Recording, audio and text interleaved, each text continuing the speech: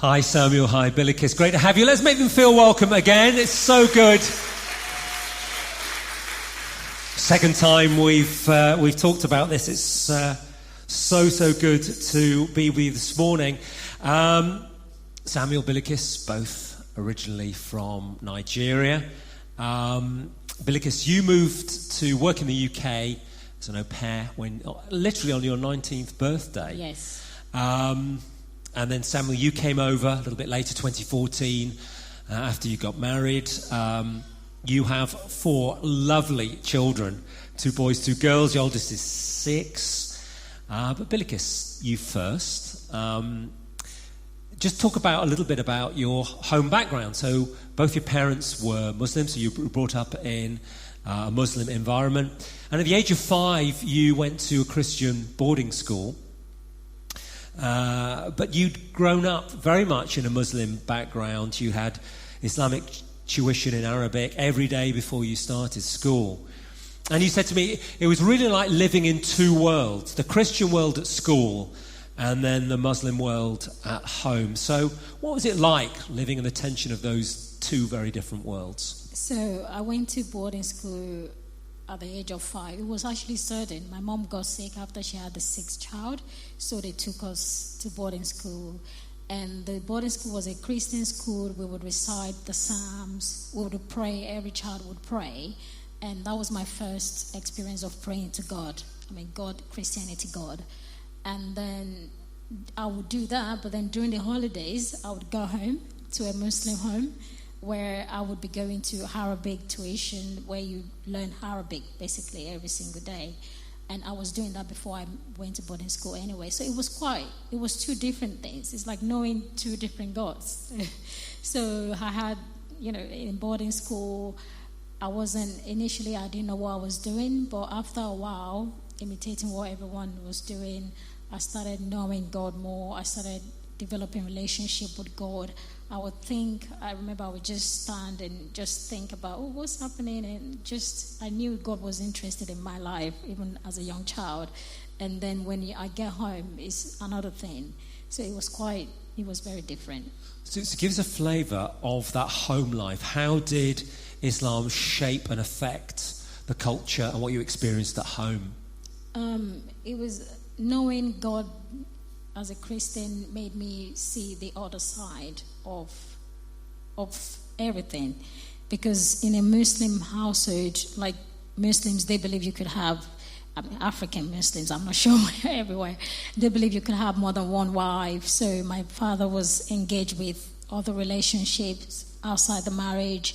And my mom wasn't happy with that, of course. There was a lot of tension in the house growing up. And that changed dramatically, after my dad became Christian, which we're going to go into. So it was really different as a child, being in a Muslim home. But that Muslim flavour was very strong in the home. So yes. How would that affect who came in and sort of the type of social life of the church? We would have imam come to the house to pray. My dad, I would go to the mosque with him as well. I would go to the children's side. So we would have, Muslim festivals and that. My dad, he was a good father. He was a loving father. He loved us to bits. But as a Muslim father, he would go out a lot. He would do things that, that was the father I knew then. Engage with, like I said, relationships outside the marriage. So it was really different. It wasn't a fulfilled home. So you've grown up in 2 worlds, boarding school as a young girl, which is Christian, and then very much Muslim flavour at home. Now, your grandmother was a Christian.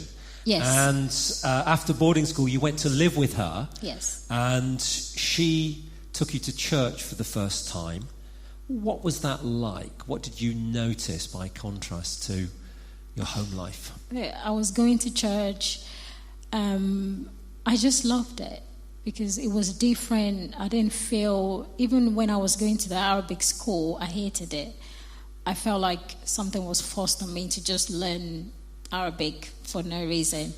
But going to church with my grandma, I just loved it. And I remember even at that, as a child then, as a young child, now what our young people are saying, it really made sense to me, because everything that happened to me as a child, that was similar to my experience. I started understanding who God is, how he loved me, developing friendship, how I would pray even as a young child, and he would answer that prayer, and how I would just think about how marvelous God is as a child. It was so funny thinking about it now, and I just loved him even as that child, and that was different. That was completely different from what I was exposed to or what I experienced in a Muslim household. So for you, was it a gradual thing coming to faith in Jesus, or was there a distinct moment where you committed yourself, or both? How did that happen for you? It was very gradual, like starting from the boarding school where I would recite psalms and pray, and then going to church with my grandma. It was sort of like a seed that is planted every single time. And eventually I came out, in front of the church to give my life to Christ. But before then, I already decided I am following Christ. But it was a gradual relationship. It was a gradual friendship. And because I lived outside home, I left my parents when I was 5 years old to live elsewhere. I needed comfort of a father, and I think I felt that with developing relationship with God. And even till now, everything that's happened to me as a child prepared me for what happened as an adult, because I never lived home. So I left Nigeria when I was 19 to a completely different family. So everything that's happened to me as a child, that was God preparing for what is God for me in the future. So yeah. So you experience Christ and his presence, and you commit to him. And then you start to pray for your family with your grandmother, because she's been praying. Yes. She taught you to pray all the time. And you go home from one holiday, back to home, back to with your parents. Yes. And you get some news from one of your sisters. So what had changed? What had happened? So we would go home during the holidays, and then we went home this particular holiday, and my sisters, they were my house was very, because we're a large family, so they were very, guess what happened? Daddy got saved, or Daddy's now a Christian. The way they said it was like, this is now a Christian. So that was a shock to you? It was a shock to everybody, not just our immediate family, to everyone, to my grandparents' friend. It was a big news. It was a massive news that my father got saved, because no one thought in a million years that it was a devoted Muslim. So no one thought he would ever got saved. And So what had happened? What was the thing that triggered this massive change for your dad, other than the fact that you and your grandmother had been praying, and family members? I was praying, my mom was praying, but then he told us himself, I asked him even recently, he told us himself, he had a dream about God speaking to him in the dream to say, you should go to a church. And then he woke up and he started looking for that church, and he went to a church. That was the church he got saved in, and that was the church he continued to go until we moved outside Lagos. Yeah. So he has a dream. Yeah. God tells him to go to church. He goes to church. The first time he goes, he encounters Jesus. Yeah. So, this sounds really quite spectacular and dramatic. What was the change? Your father was steeped in Islam. He knew the imams. His whole social life and community life were oriented around his identity as a Muslim. What changed in your dad's life? The change was it was a lot of change, like dramatic change, because he was a loving father, but he would spend a lot of time outside of the house. So the house felt peaceful. It was a happy home. There was no outside relationships, outside the marriage. My mom was happier, and even through all the tribulations it went through, he remained steadfast in his faith in God, and that grew not just my relationship, all of our relationship with him. And from him, I saw a man going from a Muslim to a Christian, facing tribulation as a Christian. For a lot of years, we were really poor, and he would fast and pray on hand for like 40 days, just believing in God to change his life. me seeing that prepared me as an adult for whatever I have to face in life, that God will never forsake me. So I learned a lot from my parents, from my dad especially, going from Muslim to Christian. It was just, I've never seen such a thing. I know a lot of stories out there, but for me to experience it personally, it was just mind-blowing. It's amazing. So such a oh man, we can applaud that. Such an amazing and instant transformation. So you moved to the UK at the age of, literally on your 19th birthday. Yes. And you'd wanted to go to university, but you weren't able to. You couldn't afford that. So you started doing some au pair work here. And then you're praying and fasting. You go and visit your sister. She's in the US, in the United States. And while you're praying and fasting, you have a dream, and you're committing your life to the Lord and trying to seek Him for your future and future relationships. So, what happened in that time? So that's what my dad taught me. When you want to seek something from God, you go into fasting and prayer, and I was accustomed to that. So I went into fasting and prayer, just believing in God. I dedicated myself to that moment. And during that fasting, during the period, I had a series of dreams. But by the end of that fasting and prayer, the last dream that I really remember was God telling me, okay, this is the answer to your question. So I had this dream about, like in a church setting. It was a church setting. I was walking towards someone, and there was someone next to me. Maybe it was the Holy Spirit of God. There was someone next to me, and the person was like, no, that's not the person. And I said, okay, so that's not the person. And the person pointed at someone, literally on this. I kept pointing here. He said, that is the person. When I look at the person was standing in a corner. It was very dark and sort of like a lonely, isolated person, just standing in the corner to say, that is the person. So in the dream, I started walking towards that person, and that's the end of the dream. Yeah. So you knew that this person was, or you had faith that this person was going to become your future husband. Yeah. But at that moment of meeting, you were aware that they'd be in a very dark place. Yeah. Yeah. Okay. Thank you. So we'll come back to your dream and the relevance of that. So, Samuel, over to you. You were the man in the dream, of course. You were, just to make that clear, you were brought up in a Christian environment. If actually it sounds ideal, your father had a leadership role, he had a prophetic ministry. Where were you with faith, and how did faith come in Jesus come into your life? Yeah, yes. I mean, my dad is general overseer in the church, a couple of churches in Nigeria. So it was, I went to university. There was a crusade, like a revival that was happening. And then I joined that revival. There was something that was said by the evangelist then about God, about how loving God is, about heaven.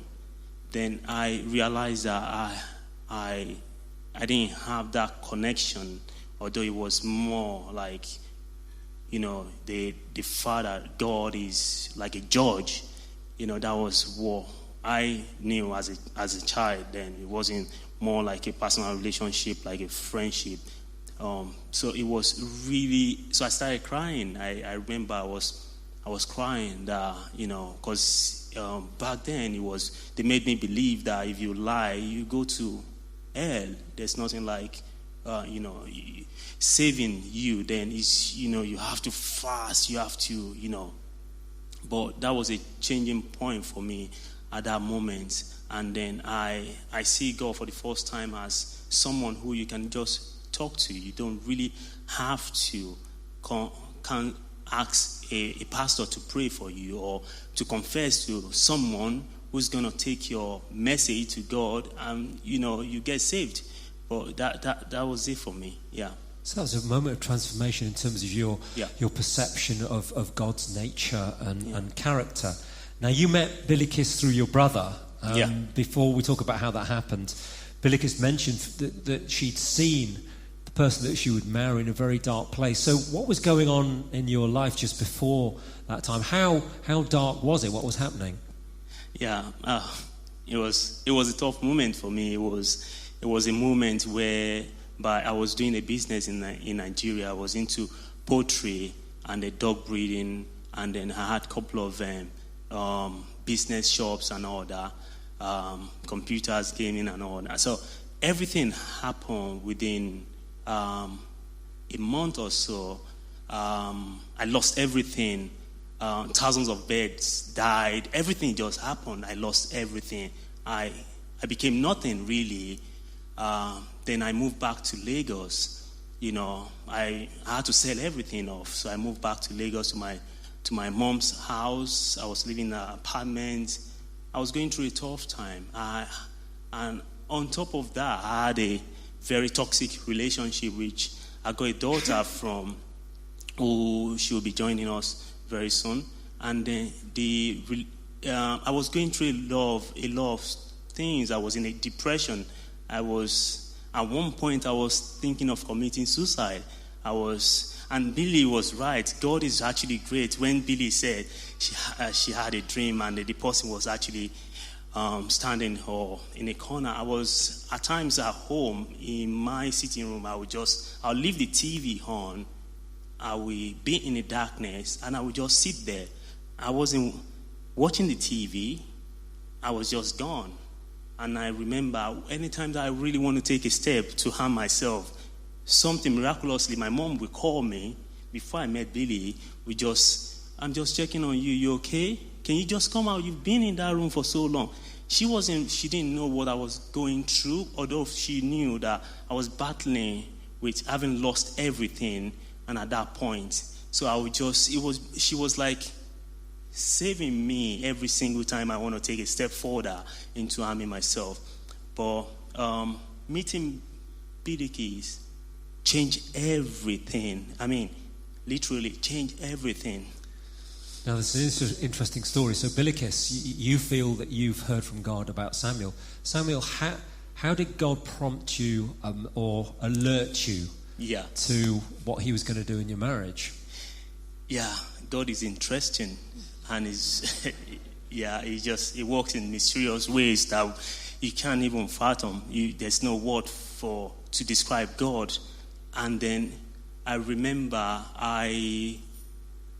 there was a pastor prayed for me. I was going through that moment, and then so a pastor just prayed for me. I just needed someone to save me, and the pastor prayed for me. And I remember he had a vision when he was praying that I was going to meet someone. A lady in the UK, he described Bilikis, absolutely everything. But I didn't believe. I didn't believe at all. He said, I'm going to meet her. This is quite a few years before, isn't it? Yeah. That someone's going to introduce her to me. That was a few years before.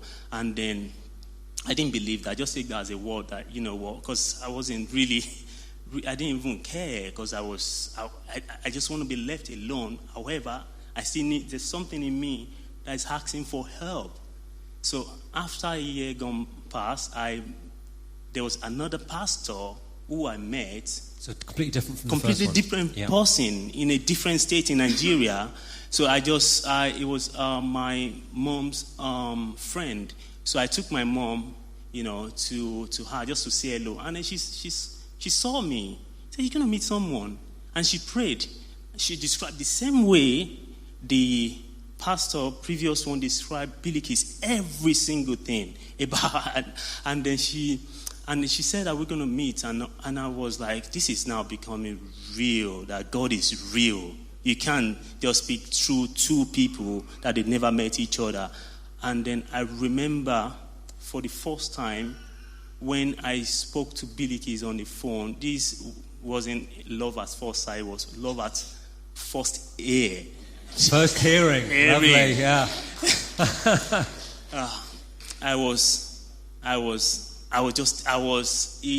It felt like we've known each other. God restored that peace, that happiness that I've lost, that moment that I've been trapped in that darkness, that God was actually showing her that was in a dark place. And it was even more than that, when you had nothing to live for, and then you just want to end it. And then God just restored that happiness back. So God actually used her to save me at that moment.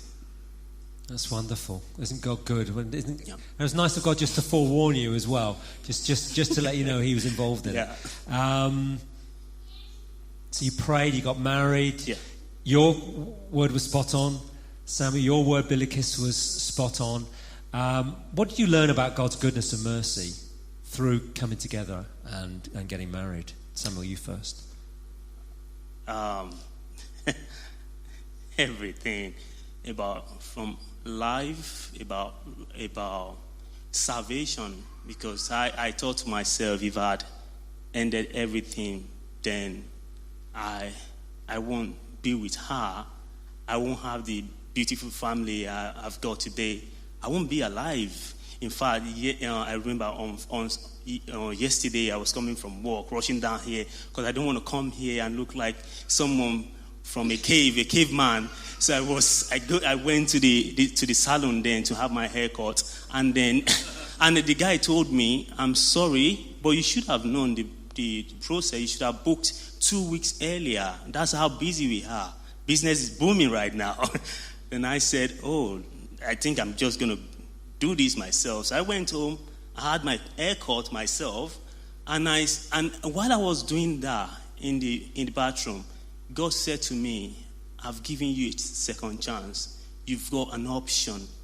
And then that option, you won't be alive today."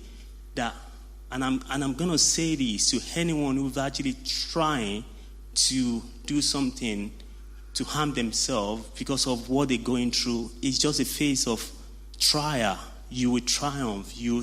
Something beauty is out of that tunnel if you keep pushing further. And God is always really there to rescue us. And He rescued me at that point where I thought it was here.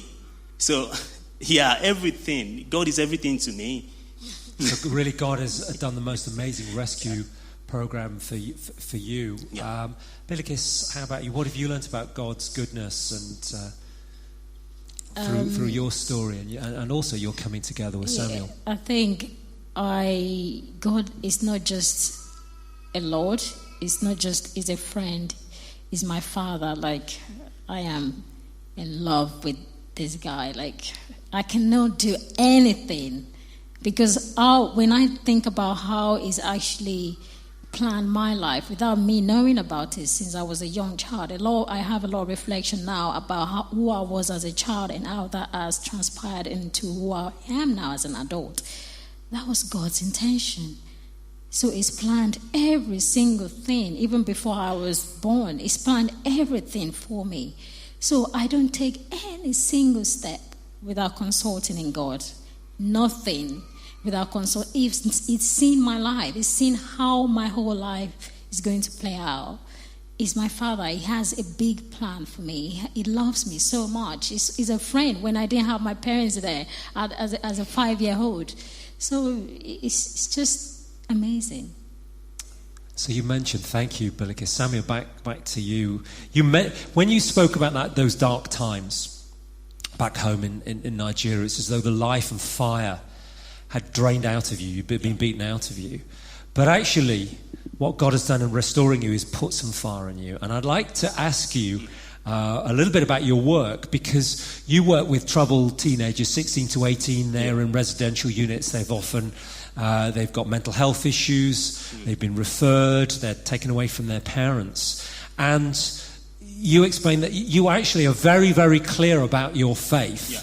So what I'd like to do is two things. First of all, just give us a story about how you shared your faith and the effect of that in this residential setting where you help these troubled 16 to 18-year-olds. And secondly, tell us, how do you get away with it? Because our culture in the UK is such that you're not meant to share your faith. So just explain how God's used you and how on earth you get away with this. I think having gone through what I've gone through, and then the new me, and what God has done for me, I think He really put that strong desire in trying to make changes in or speaking to young people who are on the path of destruction. And I work as a care manager for with young people with mental health, challenging behavior, county lines and gangs and drugs as well. And then so this is probably some of the most challenging young people. Can you give us a flavour of what that could be like, and how you respond to that, particularly the young 16-year-old man that really didn't like you? Yeah, I mean, that's a good word to put it. Yeah, there was a day I was asked to cover a shift, and I went there to cover a shift. But it was more like a trouble was waiting for me there, and this young man was smoking cannabis in that house, in that home, and I was, meant to do something about it. Basically, call the police. So I called the police. They told me straight away, "You there and you're getting paid for it. You should deal with it." So I guess there's no any police officer here. So basically, I had to open the door just to let the fresh air. The boy was just coming for me, swearing and all of that. You think you're the chairman, and he was just saying all sorts of things. So he actually locked me outside at 11:30. I wanted to. You're locked outside. I was locked outside the and you're meant to be managing it. I was meant to be managing. That's bad news. So he pushed me out and locked the door. Yeah. That was 2015. So I was just standing there. You've only been here for a year in the UK. Just a year. So he locked me out. One of the young people came down and was like, "Can't do this to this guy." So he opened the door for me. I came in. He was swearing at me, "You can't tell us what to do."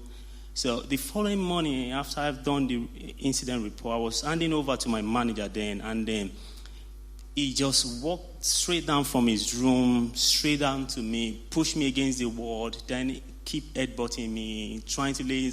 I was just so calm, put my hands behind my back, because I had a bit of a training in Nigeria where I was working with. He's assaulting YMCA. you and headbutting you. Yeah, it was. Yeah. It was really intense, and then my manager had to call the police. The police came. They saw the CCTV. They were so really upset. They took him, and they took him to the station. So they had to move me from that unit back to my unit where I was managing.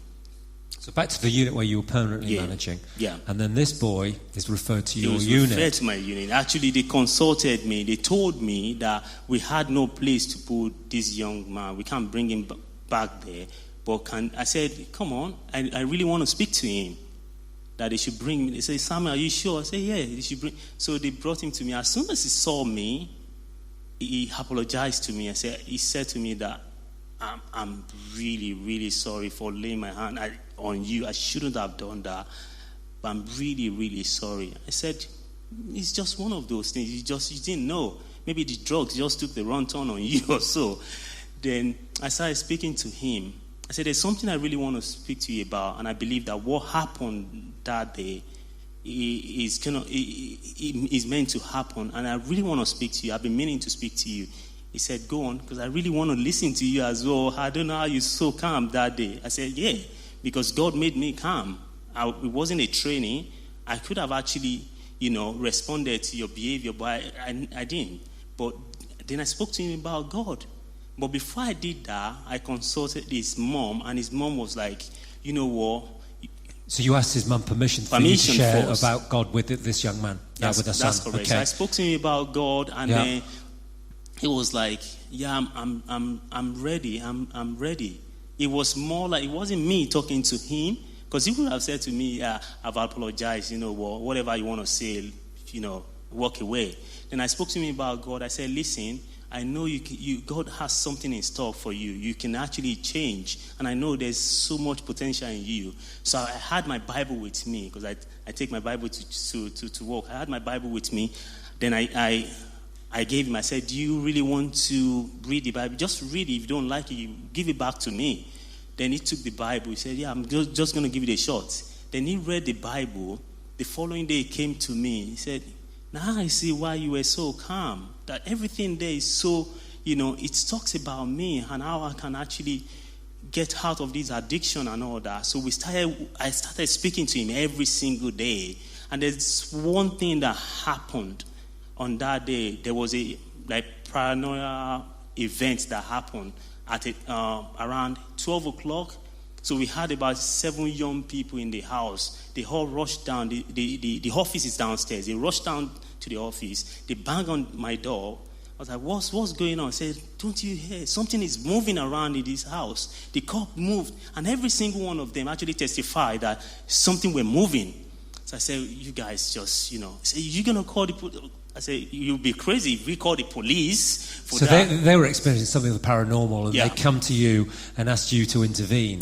That's correct. And what did the 16-year-old, the one that had assaulted you, where was he in all this? He was actually there. He asked them that, speak to Samuel, let him pray. He can actually, let him pray. And I said, okay, if we had about 4 other young people who were Muslim. They were like, okay, we just want this to stop. Just do something. So we pray. I said, let's pray. I just said a few prayer. And they said something to me. They said to me that although this young man who I had an issue with, they always tell them about Samuel's belief and why he's started reading Bible, why he's not joining them, smoking cannabis and doing drugs. And he said, now we know for ourselves. It felt like something just come upon them, and they felt really, really safe.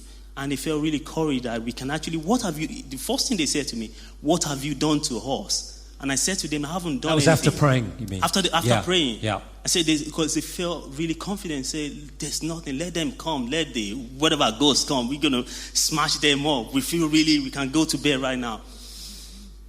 So, and the 16-year-old, his life was completely changed. Completely changed. I remember when he was moving from the unit to, I think, maybe back to his mom. And then I remember he was treating his Bible.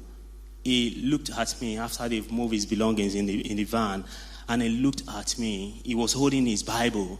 And he looked at me and said, you don't really know what you've done to me. You've changed my life. He gave me a hug, which wasn't allowed, but and he gave me a hug. I said, you don't really know what you've done to me. You've changed my life completely.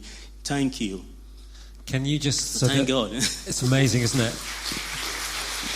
I'd just like to finish with this, but how do you get away with it?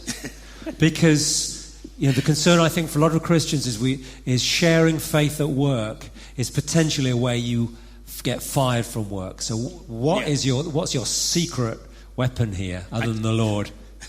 Actually you shouldn't. I should not be speaking to someone about my faith and my belief at work. But I won't say I'm brave, but I think what I've been through in life and the encounter I've had with God and what God has, I can't keep quiet within myself when I see lives of young people going down the drain, and I happens to are privileged enough to have the antidotes, the what it can actually transform their life. I remember attending an interview, and they were talking to me about their procedures, and I mentioned one thing, and I said to them, "You need me, so if you need me, I will have to the clause in your policy and procedure, I'm sorry, I can't really obey by that, because I'm going to speak to these young people about my faith, about Jesus Christ. I will. You want to hire me? Fine. If you don't, I have to, because that's just my calling." And then they just let me be, like, do your thing. Yeah, do your thing. No problem. Sounds like you really are doing your thing, and it's going really well. So from a place of darkness to a place of openness about Jesus. It really is a remarkable story. Can we thank Samuel and Bilikis for sharing with us? Thank God.